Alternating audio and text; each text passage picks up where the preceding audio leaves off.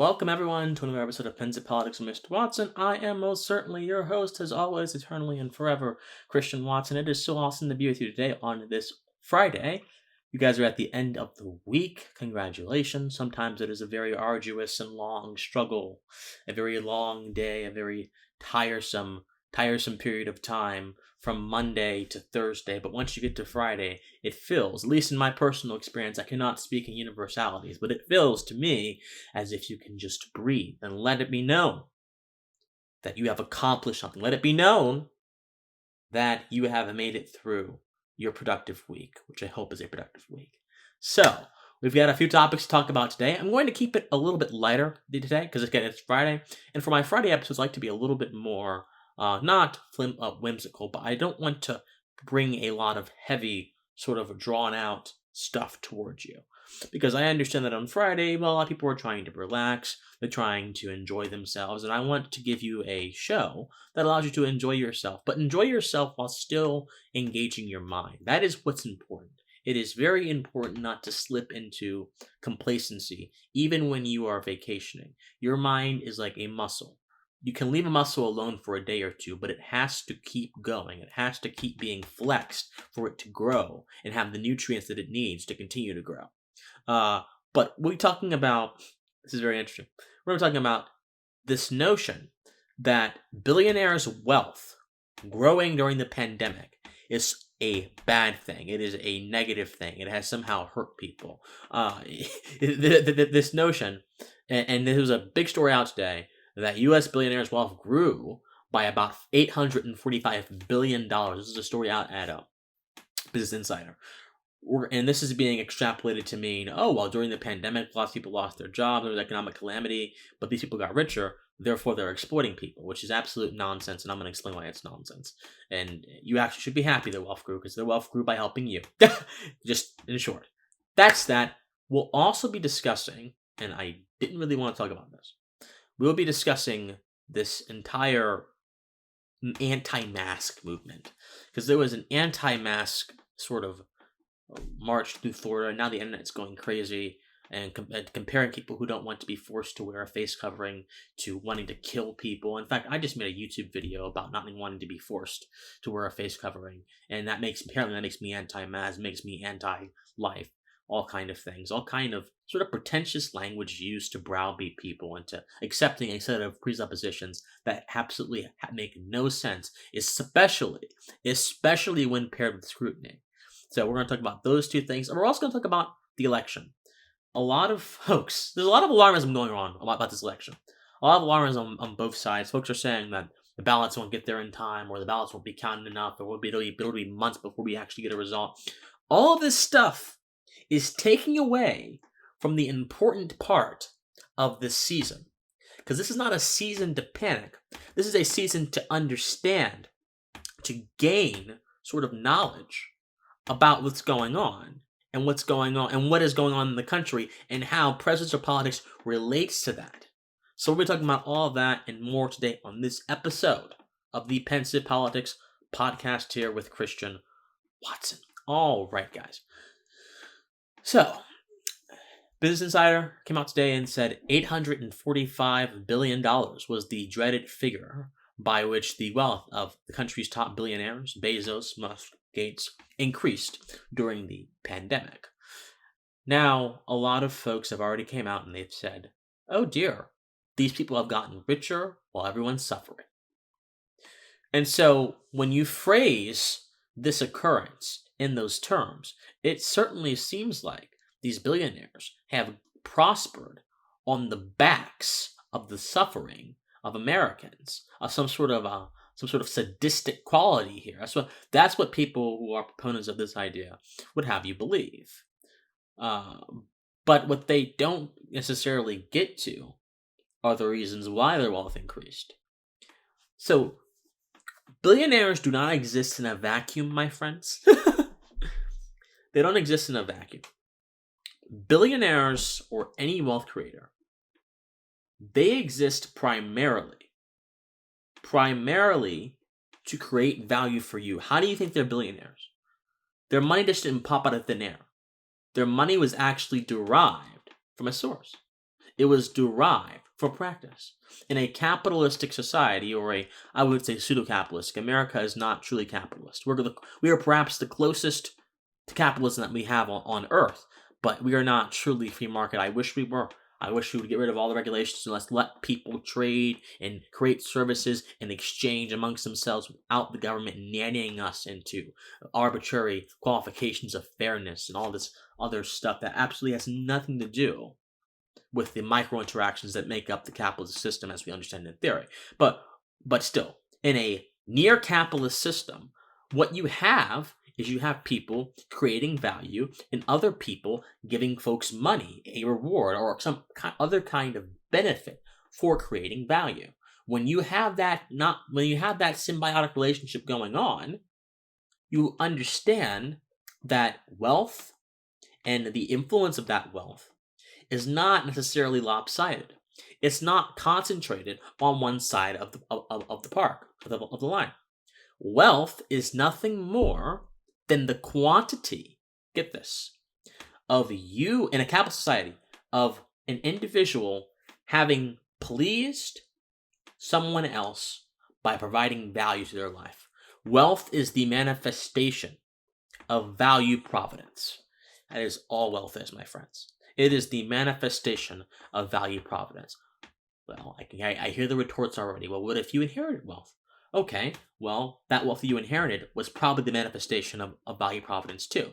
Even if your acquisition of the wealth did not occur in that manner, you're still inheriting the product of value acquisition. So if you buy an apple at the grocery store, you're still inheriting the product of someone who cultivated that apple and grew that apple and shipped that off to the grocery store so it could be bought there. It's just the same thing. It's just on a longer sort of chain of custody. That's the thing. And so when you get that, when you understand that, the idea of these people accruing wealth becomes much less menacing and actually becomes humbling. The American economy lost over $1 trillion over the course of this plague.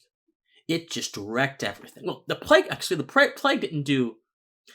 did something, but it didn't do as much as our reaction to it did. Shutting down the economy, calcifying economic interactions to be virtual or online and not physical, which therefore destroyed thousands of mom and pop businesses across the country, devastated rural America, and sent the stock market into a downward spiral, which it is recovering from, thankfully, over the past few weeks. But still, that does not bode well for economic progress, especially when the cause of those calamities were not natural market failures, were not natural market decisions that had bad consequences. No, the cause of those calamities were nothing more than governmental edicts meant for our own good. One of my mentors, Dr. James Harrigan, always says, and I first speech I saw, he always says that good intentions oftentimes unintended consequences. And I'm paraphrasing him, of course. I hope I'm not butchering that, Dr. Harrigan, if you're listening to this. He always says that. And that is a very important concept to understand. Because no matter what you think might be good for people, no matter what you think might be good for people, and no matter the intention behind an action, we do exist in an objective reality, my friends. We do exist in a world that is not predicated upon our individual subjective desires, but is predicated upon constants, upon rules, upon laws of nature, upon laws of economics, upon laws of physics, upon all kind of things that govern the spaces our interactions occur with, and also the science of our interactions, i.e. economics. We exist in those worlds. And so we must adhere, understand? We must adhere to that. We must not go against those natural laws. We must understand them. We must use them for the value production and the benefit of those who produce value for you. The benefit of your family, the benefit of you even. I don't believe in living for anyone else but yourself unless those people are tailored towards you, right? And so, and this is the sort of ethic of Christianity. You're supposed to at first seek ye first the kingdom of God. That's what the Bible says. if you're a Christian. If you're not a Christian, Taoism. Taoism is about releasing your opinions, your preconceptions, and letting everything just flow through you. Understanding the Tao through sacrifice of your preconceptions, through sacrifice of your sort of material aims. Sort of reverence to Allah, reverence to God in Islam, reverence to God in Judaism. So it doesn't have to be a Christian to appreciate this concept. You are the first line of any action, the first benefactor, the first recipient of any action you do. And therefore, your action should benefit you, ultimately, and they should also help those who are close to you. That's what I believe. I think that's consistent with everything else I've said on this program. And so, ultimately, this idea that these billionaires are somehow hurting us because they're making money. No. The fact that we had these crippling shutdowns, which took a lot of money, a lot of wealth out of the American economy, and they followed the sort of Krugman broken windows theory that, hey, okay, these things are destroyed now, the economy is destroyed. Let's just throw more money at the economy to stimulate spending. That's what Krugman said during hurricane. He said hurricanes are good for the economy because people will immediately, after the hurricane subsides, go out and buy things. That's great, but what happens with everything that was destroyed? Where's the opportunity cost? They could have bought more if a hurricane hadn't happened. The economy could have grown more if the pandemic hadn't happened, Mr. Krugman. Anyway, he just drives me up a wall. So that's one thing. You have to understand that you are reaping the benefits of these individuals' wealth getting higher. Walmart just today announced they are raising wages. We are still in the middle of the pandemic. There are some places that have not opened up yet. Mask mandates abound.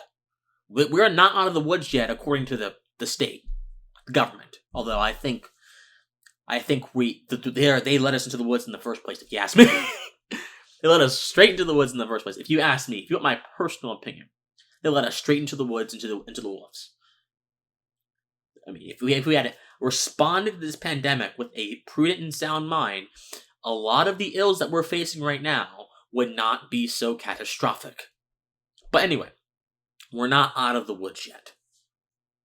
And the fact that there are still people who are able to produce and make this wealth and bring forth the fruits of wealth for each and every one of us to reap from, to take from, that's wonderful. That's a blessing.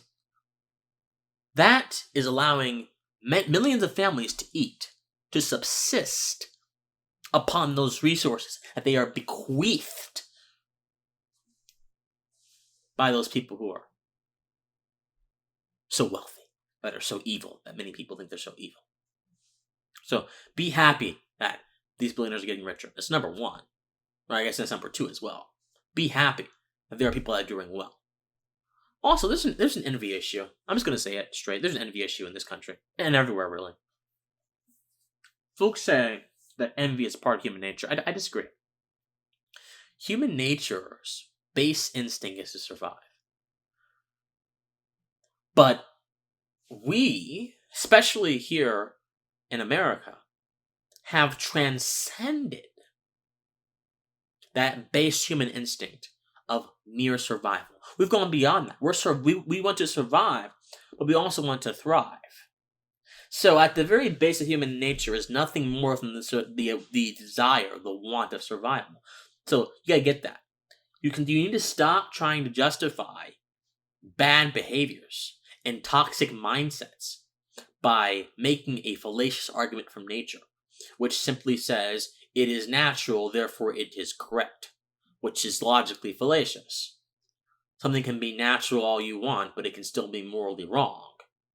In the animal kingdom, among spiders, it is natural for a mother to eat her young. That does not make it correct. The quality of naturalness does not make an action correct. So stop saying that bad behavior is a result of nature. Because even if it is, is still wrong. So that's it's an intellectually lazy excuse to be as sloppy as possible, to dare suggest that bad behavior is a result of things that go beyond you. You have free will, my brothers and sisters. You have the ability to proceed forth into this set world and rearrange certain things and create a brilliant life for yourself. Stop being lazy and stop being envious. You do not lose because Elon Musk has billions of dollars. You do not lose because Jeff Bezos has a sprawling media and retail empire. You do not lose because Bill Gates, who is also helping to develop a vaccine and he's also giving a lot of insight, wrong or whatever, wrong or correct, I'm not getting into that, about the coronavirus, is you do not lose because he is doing well. You do not lose. You have to stop viewing the world in the zero-sum game. But a lot of folks simply think, if I don't have it, and they do have it, I am missing something of value in my life. And therefore, my path in this world, my walk with destiny, is being obstructed, it's being mismanaged, it's being corrupted by the fact that they have more than me and I have less than them. It is the difference between a fixed mindset and a growth mindset. Psychologists of old will tell you this. If you have a fixed mindset, it is very hard for you to adapt to certain tasks, to rise to new challenges, to persist beyond your current condition.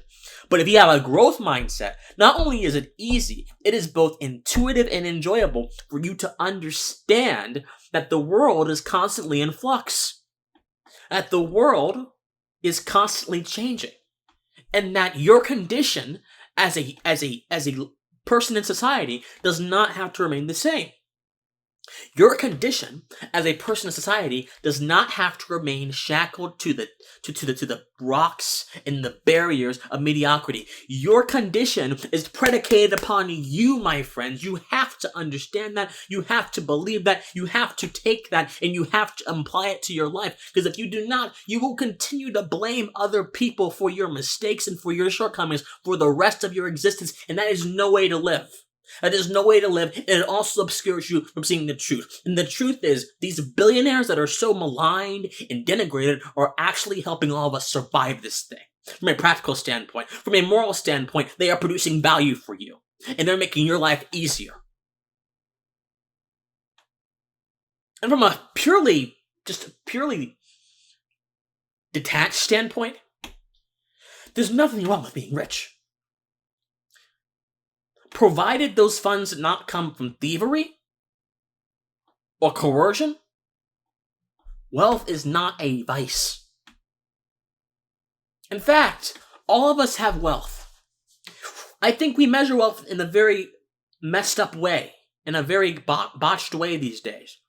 Wealth is seen as the amount of, I don't know, it's the amount of what? Wealth is oftentimes seen as the amount of our net worth or whatever. And I guess in the terms of the financial industry and how a lot of us understand wealth in terms of numbers, I guess that's so. Wealth is a little bit more than just numbers, though, my friends. Wealth is also possession. There are a lot of people who are not necessarily all that wealthy in terms of the real numbers game of wealth. But in their possessions, they have so much of value that could produce value for someone else, which will in turn cause the real number sense of wealth to interact with their dormant sense of wealth and make them traditionally, conventionally wealthy. Just look at baseball cards, for goodness sakes. There are antique baseball cards that go for hundreds of thousands of dollars that make people millionaires. There are all kinds of things. Wealth is not this fixed quantity. Just because Jeff Bezos has billions of dollars does not mean you can't have billions of dollars one day. It's not fixed. It's not fixed. Wealth is dynamic. It grows. It goes up. It goes down like a seesaw, like a roller coaster, like whatever simple mechanism you want to explain wealth through. Wealth is a dynamic quantity. Therefore, attempting to measure it in definite terms, in undynamic static terms, defeats the idea in the concept of wealth. And this is the problem that a lot of even conventional ideas of wealth recognize how dynamic wealth is. Really. It's a simple matter of fact. It is a simple matter of fact, and I do not understand why it is so hard for us to try to get that. It is a simple matter of fact, truly, that wealth is a dynamic quantity. But no, if Jeff Bezos dare to have a certain amount of money, that's a negative thing. Because, he's rich, and we're all poor. Or that's how it goes. That's how it goes. Stop using your current station in life to tear down someone else's. It simply reeks of envy. And it's also a disgrace to the brilliant, great person that you can be. These are not just platitudes. I genuinely believe that every individual on this earth has the capacity to be great. Greatness is something that's strived for. It doesn't come out of the womb, my friends. Greatness is strived for. And I believe that everyone on this earth can be great if they so want to, if they so choose to. But the problem is, our greatness is oftentimes eclipsed by our underestimation of ourselves. The biggest enemy that you ever have is you, my friends.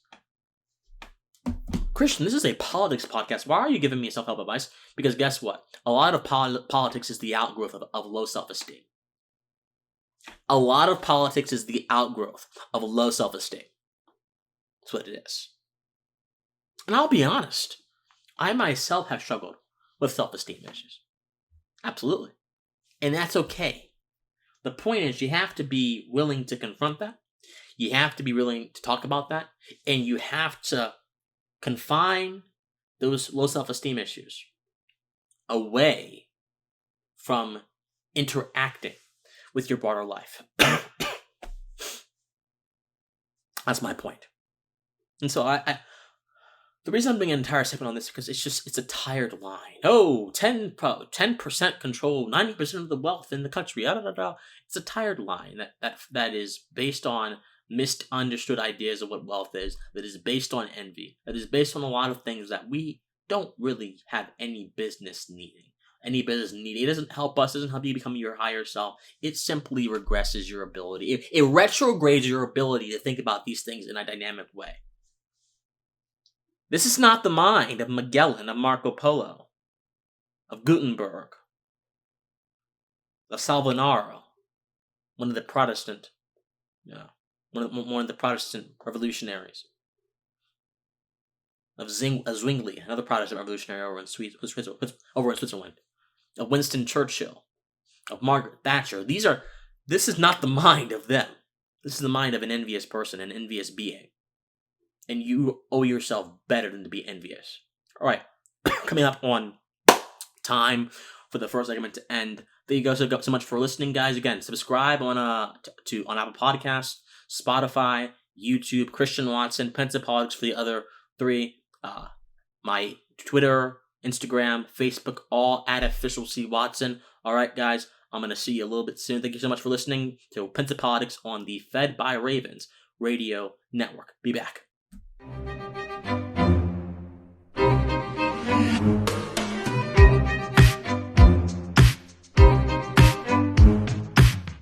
Welcome back, everyone, to segment 2 of the Pensive Politics program here on the Fed by Ravens network and on all of our other services, Spotify, Apple Podcast, YouTube, so on and so forth. Thank you guys so much for watching, for tuning in. I hope that the news that you heard was good. Hope that everything is going good for you in your life. Hope that you enjoyed our first segment, and I hope that the segment will be just as fruitful for you and your growth as the first segment was, if it indeed was. So, the presidential elections, so what we're going to be talking about, and how these elections are sort of consistently shaping how Americans see America, how we as Americans see America, or I suppose we as individual Americans see America. And implicit in that question requires some deep introspection here, because the elections do a few things. They have a few effects on us. A, presidential elections tend to cause us to reduce ideology to party. We take the abstract and we convert it into the physical.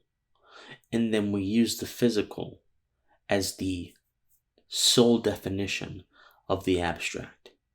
It's like, for example, taking the idea of conservatism and converting whatever you think conservatism is to coincide with whatever the Republican Party is doing at that point in time. And therefore, whenever you think of conservatism, you see not the tenets of the ideology, not the works of Russell Kirk or Roger Scruton, not the adherence in the compulsion to preserve traditions or to preserve things that came before you that are deemed important for the order, sort of intellectual order of society. You don't see any of that. What you are going to see the Republican Party. You're going to see whoever is in control of that party in that particular moment. That's a problem. That's a problem, my friends. Because it allows us to do a few things. Number one, it promotes us to be intellectually sluggish. When you think of conservatism or liberalism as being merely representative of a particular party or a particular set of individuals in a party or a particular set of individuals outside of a party, when you reduce ideas to people who profess to believe them, you are misunderstanding the true nature of those ideas. Because the true nature of an idea is not who believes it. It is what the idea is. If I believe that nonviolence, this is just an example, that nonviolence is the only ethical mode of conflict resolution, then someone who professes that same belief goes out and socks someone in the face. Are you going to say that that person who proclaimed to be a pacifist, you're going to say that their actions are indicative of the idea of all nonviolent people? Oh, that pacifist just socked someone in the face. How are these nonviolent people even nonviolent? They're not doing. It's the same principle. And this is the problem of partisanship. Because partisanship compels us not to look at the deeper ideas of these things. Partisanship compels us to look to, there's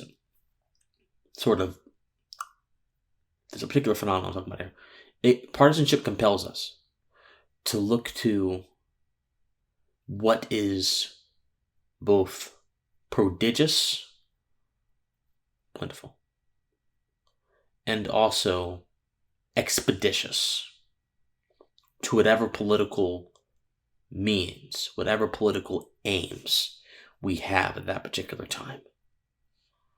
So if it is expeditious for a conservative or a Republican to phrase everything they don't like as whatever negative quality they may phrase it, regardless of if it actually is a negative quality, then boom. That is what will win in this sort of game of political fighting. That's what will win. But this thing is this sort of reductionism, the idea of reducing ideas to parties and then pretending that those ideas are parties themselves and not paying attention to the actual ideas, does not necessarily come entirely from the election cycle. The election cycle has a big part to do with it. We have let this happen, my friends. We have allowed this reality to take root and manifest its terrors, its horrors before us. and affect our country in such a baleful way.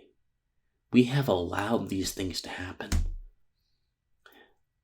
because we have given in to the aspects of the system that promote this.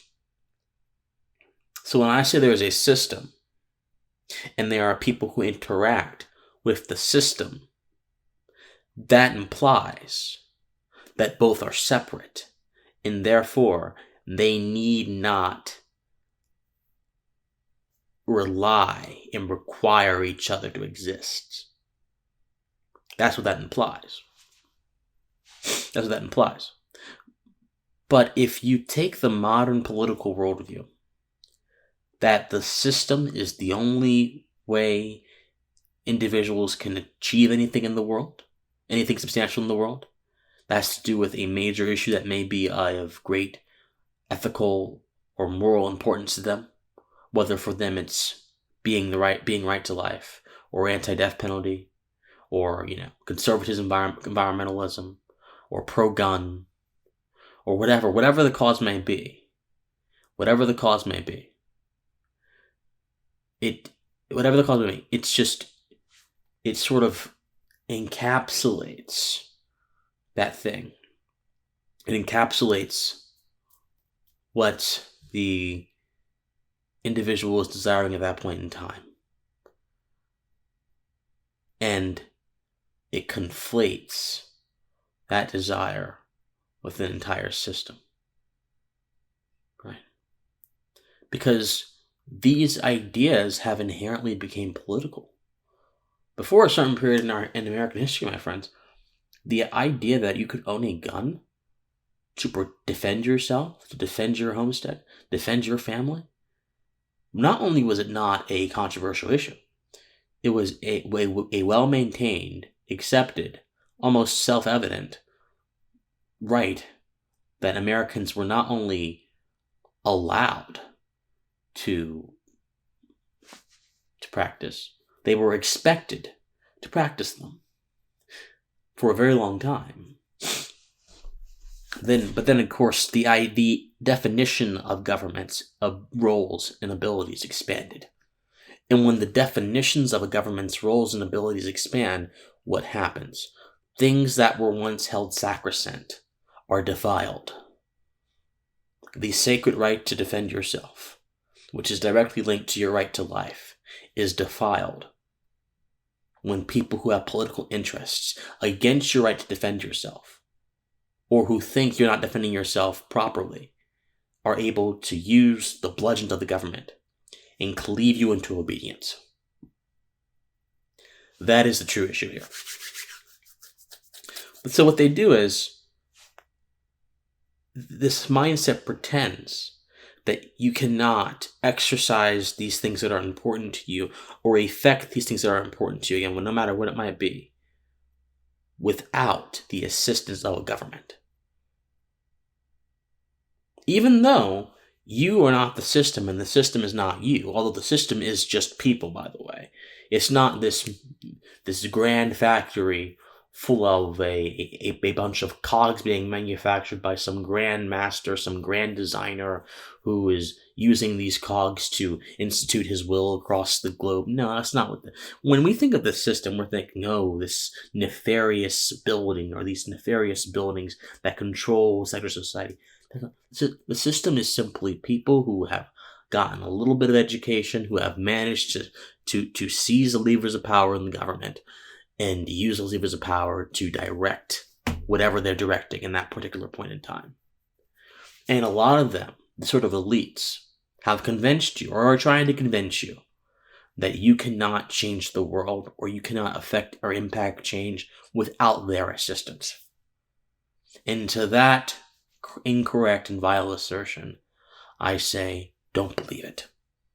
To that incorrect and vile assertion, I say, embrace the label of Americanism that is upon your name, that is upon your being, and understand that your ancestors valued self-determinism as an inviolable, meaning absolute, right as a right that no one has the ability, the legitimate ability or authority to squash, and take that spirit of self-reliance and self-determination and use it to continue to impact the world without using an entity that so desperately all the time quashes your self-determination, quashes your self-reliance.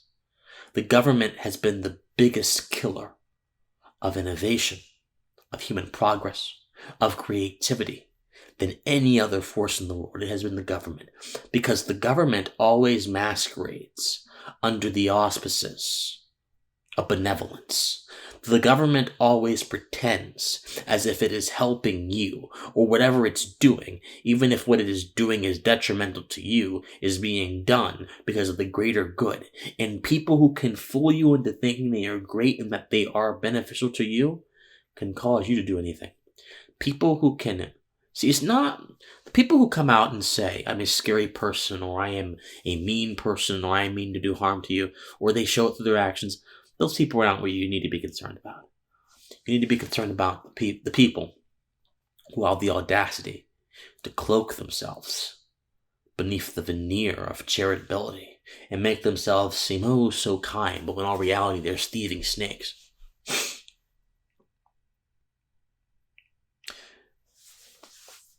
I personally do not vote all the time, or I don't like to vote. And a lot of people recoil when I say that. A lot of people say, and I have had professors say this to me, all kind of folks. I have had people on my campus who are doing sort of mobilized thing to get out the vote say this to me. I've had election volunteers of many different campaigns say this to me. I got into an argument when I was in Iowa with one of Pete Buttigieg's staffers. Right as Pete was just like a few feet away from us shaking hands, I got into an argument about him, argument about Mr. Buttigieg's ideas, and that he fundamentally misunderstood freedom, and that he just didn't necessarily get get what America was truly meant to be about. And when he was like, "Well, why don't you just vote for someone else?" I'm like, that's not going to change anything. That is not the method in which I'm going to impact change, by using a system that itself is so antithetical and anathema to change. That's just not what's going to happen. That's not how it's going to happen either. And any honest person can tell you that.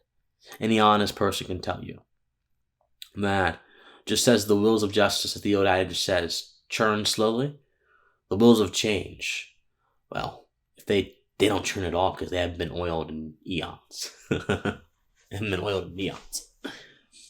Genuinely. But I don't vote. I don't. Not just because I think that it's ineffective, which I largely do think it's ineffective. But I also, it seems very odd to me to want to use legislative bodies, the government, to impact the world, when the government's not meant to impact the world. The government is simply meant, in its very basic state, to preserve your rights. That's it. Your right to, as the inevitable, immortal, illustrious John Locke said, life, liberty, and property. That's it. That's what the government is meant to do. Nothing more, nothing more, nothing less. They're not meant to provide you education. They're not meant to provide you healthcare. They're not meant to regulate commerce. They are meant to preserve your rights from those who would seek to take them. That's all they are meant to do. So why am I going to enable a practice which goes against what is correct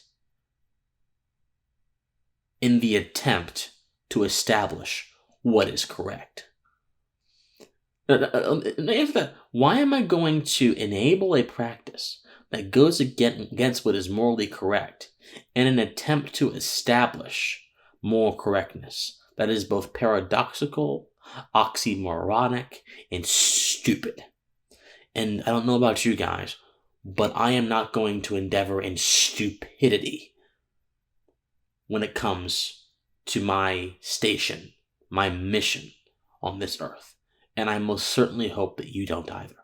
Because I happen to believe those of you who are hearing the sound of my voice reverberate off of your speaker and implant into your consciousness, I certainly hope that you understand that you are a brilliant human being who deserves more than to be told that your main way of ensuring that you can make a difference in this world is by going through a institution that is inherently indifferent to difference, or sometimes even hostile to difference. I'm sure many of you on the Fed by Ravens network, many of you will probably appreciate this. I'm not sure if some of my more younger listeners, even though I'm 20 myself, although I'm an atypical 20-year-old. So I'm not sure some of my younger listeners will appreciate this, but there is a movie called Mr. Smith Goes to Washington. And it's really about this crusading politician that just goes to Washington, D.C. with a mission to change the town, to change the corruption and restore it back to its original purpose, its greatness. And of course, he meets massive resistance, and ultimately, even though he makes a lot of speeches, change just didn't happen as it was supposed to, or as much as he had hoped to. And any so-called independent or maverick, whether it was Ted Cruz protesting the Affordable Care Act by staying on the Senate floor for upwards of 20 hours. I watched that. 2013, I was actually watching that on and off. Upwards of 20 hours. Whether it's Rand Paul protesting the illegal, illicit, and immoral Obama drone strikes during that same time period as well. No matter who they are, they will tell you that it is very hard to be different in Washington. Hey, Justin Amash will tell you that. Justin Amash said a few things that he wasn't supposed to say, according to the political class in Washington, and they just raked him over the coals. They just absolutely devastated him. And this is not necessarily an affirmation of everything he's ever said or done. I don't know everything he's ever said or done.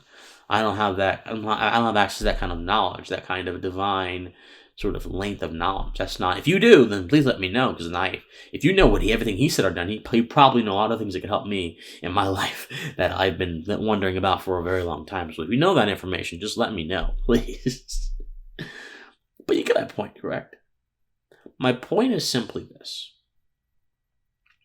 We have to stop letting the system, the electoral system, hoodwink us into believing it is the only way, or the best way, or the most effective way, or the least stressful way. Whatever beneficial adjective they want to append upon their monopoly, because the government truly is a monopoly. Whatever they want to append upon, it is time for us to say no. You are not even meant to help us impact change. You are meant to preserve my right to go out and impact change in a peaceful, non-coercive way as my conscience sees fit according to those parameters. So forget about you, government. Forget about you trying to do change, government, because you have actually been, for a good majority of your history, actually for the entire both the length and the definition of your history, you have been the primary opponent of change. Forget about you. I'm going to go pursue my own pursuits. When you recognize that, when you embrace your power as an individual, that is when change will happen. Change will not happen by casting your ballot for Republican or Democrat this November. Just saying it. Regress can happen. When I say change, I mean like upward progression. But I do suppose regress could happen.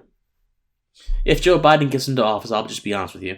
If Joe Biden gets into office, he will not last. Kamala Harris will take over eventually, sooner or later. Whether it's more unlikely, whether it's through the end of his term, through a presidential run herself, if Biden just says, you know what, I've been president for 4 years, I can't do it. Or whether it's through Biden having a medical emergency, which God forbid that happens, but still, and being too sort of unrefined in his mind and his faculties to continue running the office. And so they invoke the Constitution to get rid of him and the vice president to take over and the cabinet to take over. Regardless, Kamala Harris is going to get in. And that lady has advocated for the destruction of private health care.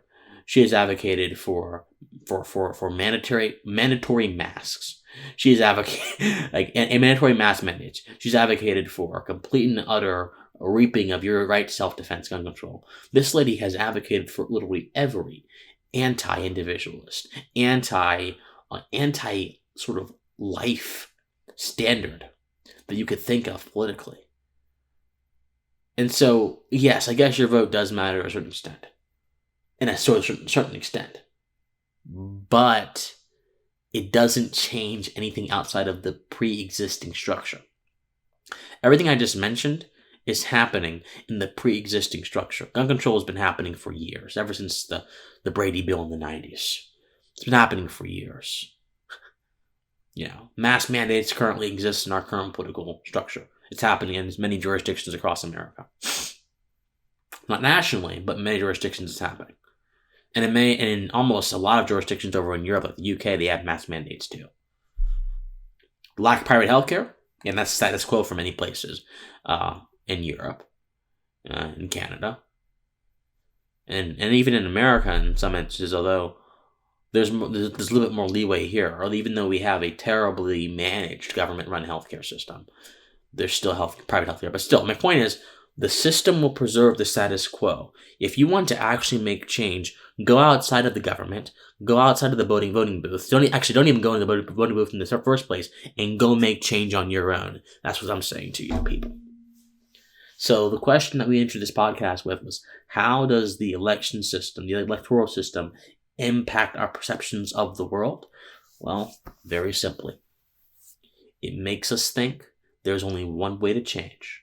But in all reality, there's more ways than you can measure to actually impact this world positively.